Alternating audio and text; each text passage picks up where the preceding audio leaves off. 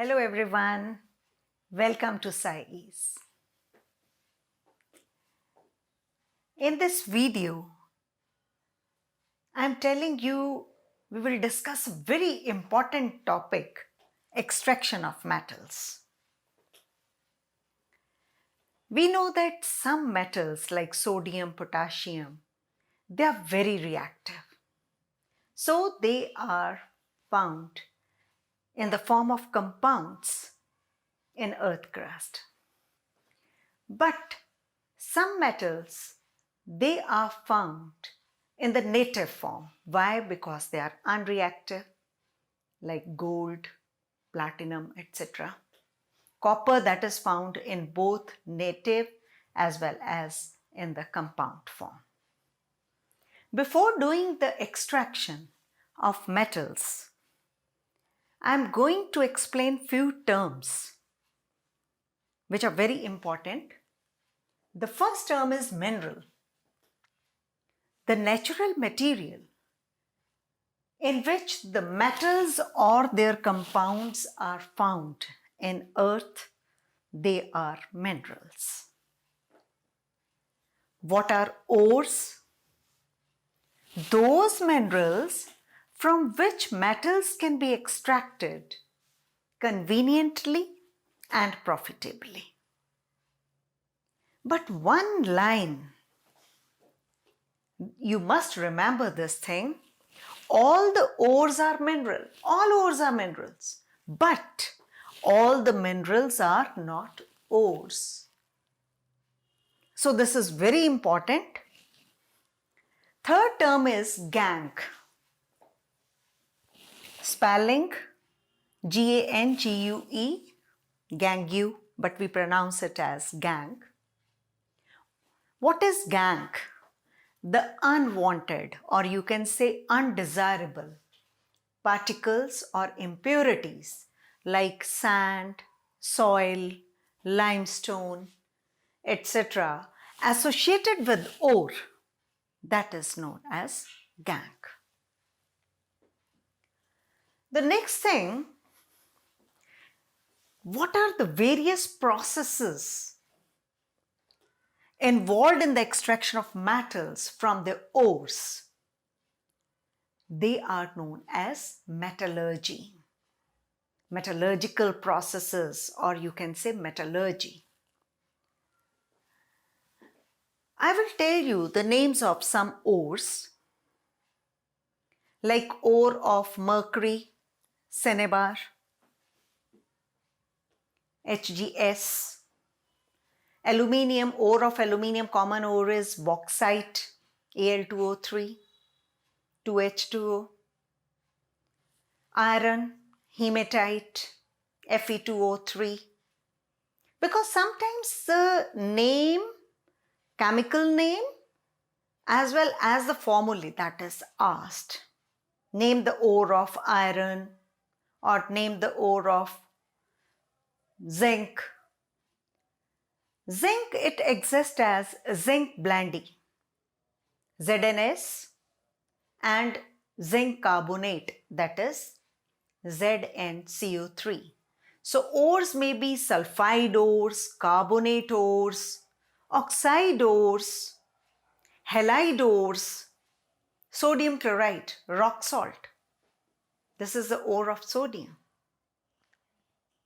So now in detail, we will study the various metallurgical processes involved during the extraction of metal. The first thing, that is the concentration of the ore. What do you mean by concentration of the ore? That is, first the ore that is crushed, and then the impurities associated, or you can say the gangue particles associated with it, they are removed. It depends upon concentration, or you can say enrichment of the ore depends upon the physical and the chemical properties, difference in the physical and chemical properties of ore and the gangue particles. In higher classes, in 12th, you will study what are the names of those processes, but I will tell you just the name, I will not explain them. Hydraulic washing, froth flotation method, then magnetic separation, liquation. These are some of the methods by which ore can be concentrated. So now we have got the ore which is without gangue particles. Now second step is conversion of the concentrated ore into metal. Ore may be sulfide ore may be oxide, it may be carbonate. Now I will discuss this in two parts. The first is the conversion of sulfide or carbonate ore into oxide, and second is reduction of the oxide ore to metal. Reduction of the oxide ore to metal, that is known as smelting. This sometimes the process is asked. This is there in the textbook, NCERT textbook, that name the process which is used for the reduction of the oxide ore to metal. Now, in this, we will categorize the metals according to the activity series. First, we will do the extracting the metals low in activity series. Means those metals which are unreactive. They can be extracted just by heating alone. We will take the case of cinnabar, that is HGS. Just heating the ore in the presence of air, we will get HgO. And then HgO is again heated and we will get mercury. Hg, metal, we will get. In the same way for this Cu2S, for this extraction of copper, we will take this ore and the same reactions they will take place. That is just by heating the sulfide ore, we will get the metal which are placed in low in the activity series. Now next is extracting the metals in the middle of the activity series. This is very important. Most of the metals, most of the ores, you can say, like zinc sulfide, sulfide ores, carbonate ores. We will discuss the case of zinc sulfide or lead sulfide. Here the ore is heated in the excess of air. When we are taking sulfide ore, the ore is heated in excess of air, and this will be changed into oxide plus sulfur dioxide. When we are taking the case of PBS, instead of zinc, here zinc sulfide, we will take PBS and the product will be PBO. So this process, when heating the ore in the excess of air, this is known as roasting. Now take the case of the carbonate ore. In carbonate ore, the ore is heated in very less air, or you can say in the absence of air, and the process is known as calcination. So we will take zinc carbonate or lead carbonate, ZnCO3, calamine ore. We will heat it, ZnO plus carbon dioxide, that will be formed. Now this ZnO, in both the cases, either we get by roasting or by calcination, we get ZnO. We add coke, carbon. Coke is the allotropic form of carbon, and coke is very good reducing agent. It is cheap also. So by adding carbon, zinc oxide that will be reduced to zinc plus carbon monoxide. Sometimes the question that is asked, define roasting and calcination, or differentiate between roasting and calcination. You are to define them and then illustrate it with the help of these examples. In roasting you take sulfide ore and in calcination you take carbonate ore. Now next is come to extracting metals towards top of the activity series.